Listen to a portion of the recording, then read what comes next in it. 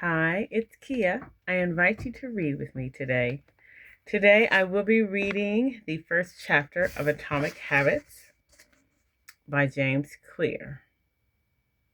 Tiny changes, remarkable results. Okay?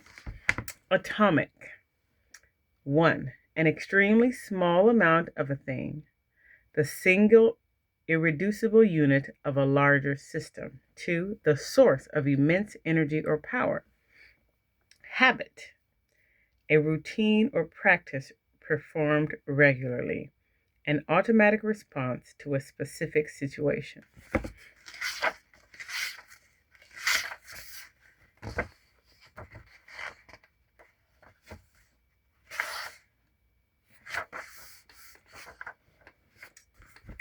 Chapter 1. The surprising power of atomic habits. The fate of British cycling changed one day in 2003. The organization, which was the governing body for professional cycling in Great Britain, had recently hired David Brailsford as its new performance director.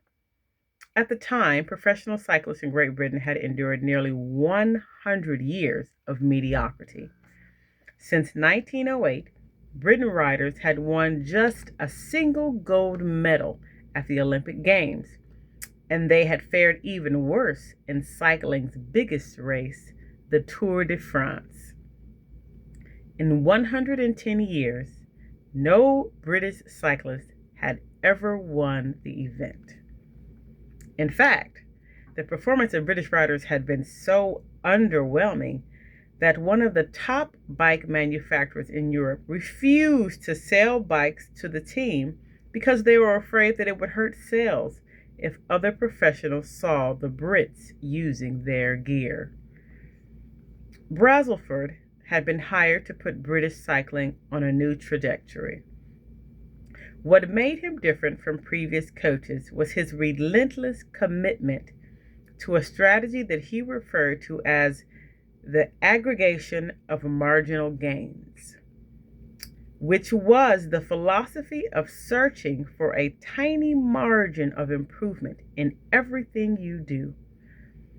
Brailsford said the whole principle came from the idea that if you broke down everything you could think of that goes into riding a bike and then improve it by 1%, you will get a significant increase when you put them all together.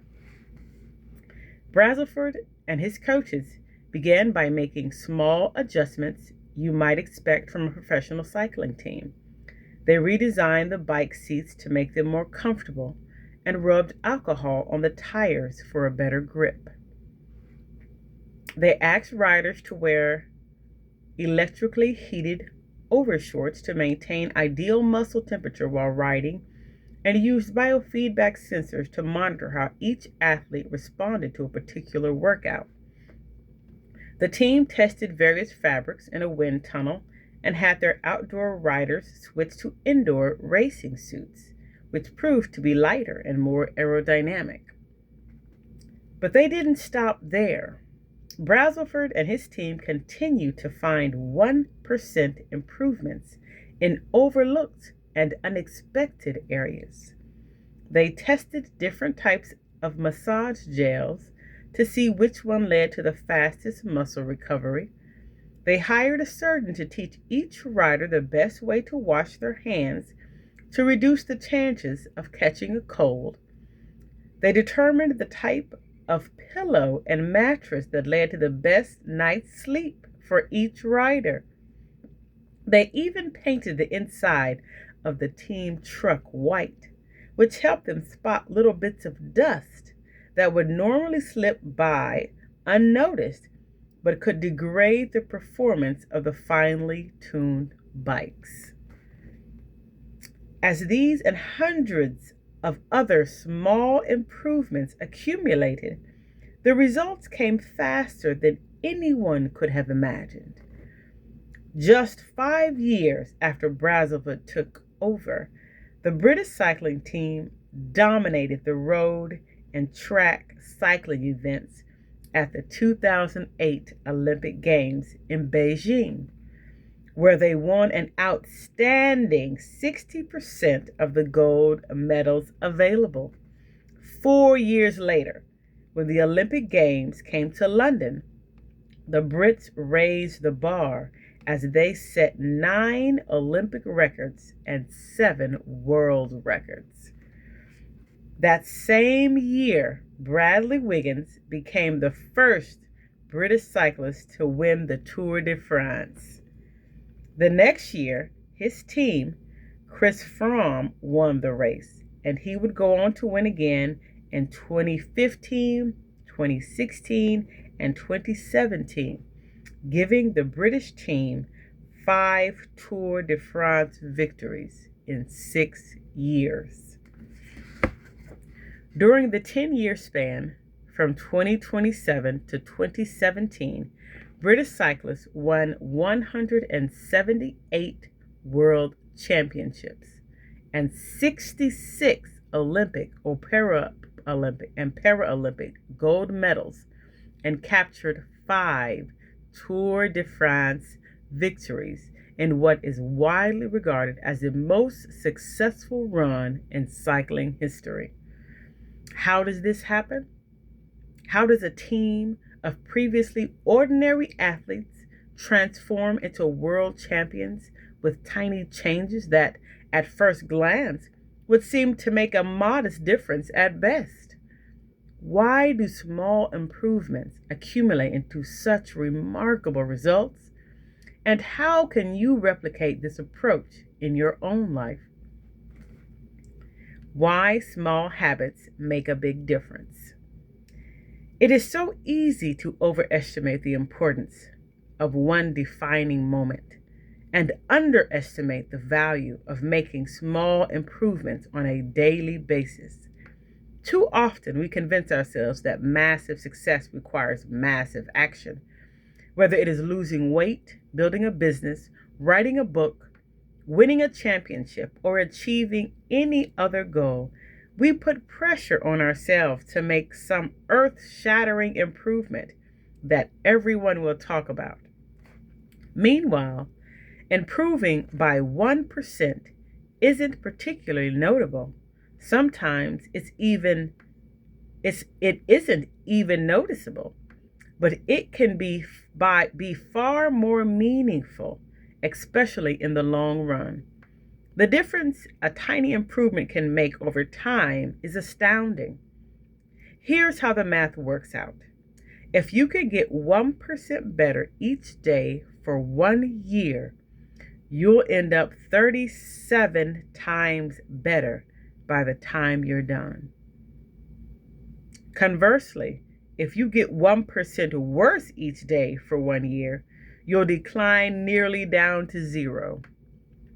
What starts as a small win or a minor setback accumulates into something much more.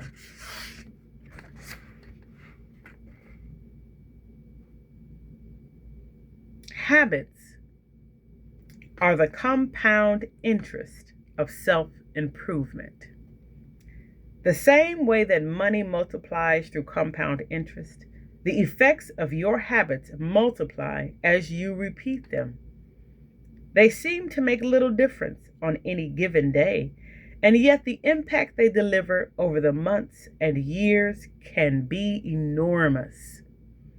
It is only when looking back 2, 5, or perhaps 10 years later that the value of good habits and the cost of bad ones becomes strikingly apparent.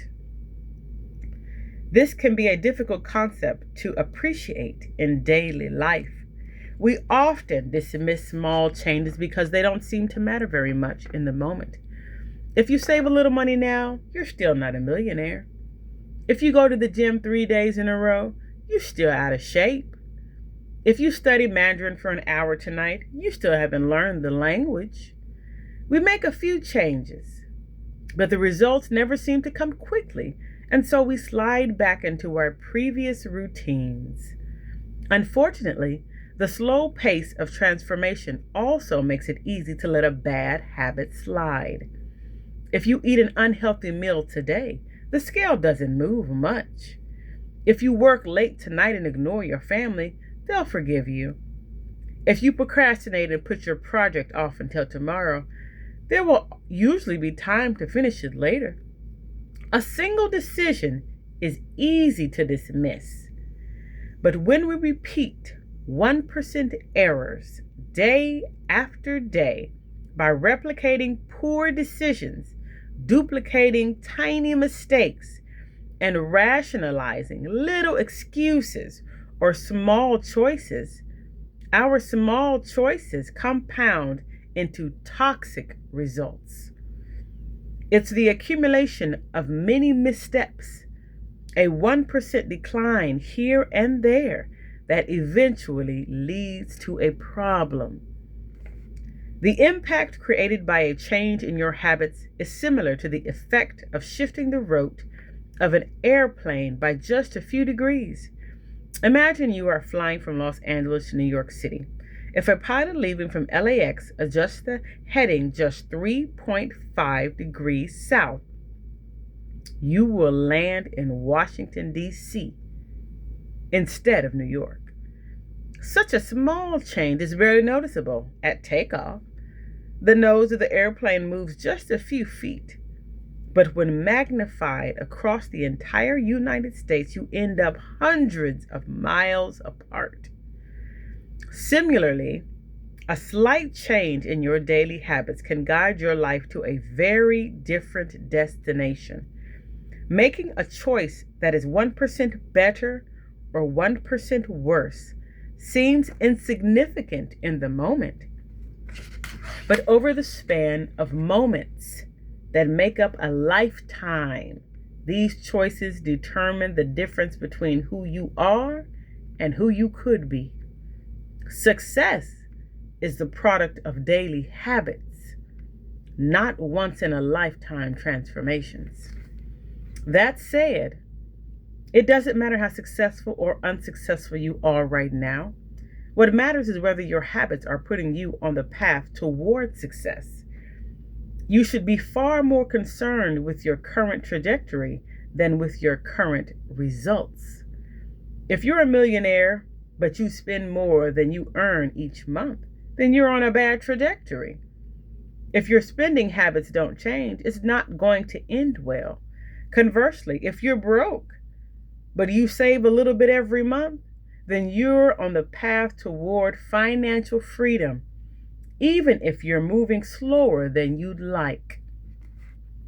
Your outcomes are a lagging measure of your habits. Your net worth is a lagging measure of your financial habits. Your weight is a lagging measure of your eating habits. Your knowledge is a lagging measure of your learning habits. Your clutter is a lagging measure of your cleaning habits. You get what you repeat. If you want to predict where you'll end up in life, all you have to do is follow the curve of tiny gains or tiny losses and see how your daily choices will compound 10 or 20 years down the line. Are you spending less than you earn each month? Are you making it into the gym each week? Are you reading books and learning something new each day? Tiny battles like these are the ones that will define your future self. Time magnifies the margin between success and failure. It will multiply whatever you feed it. Good habits make time your ally. Bad habits make time your enemy. Habits are a double-edged sword.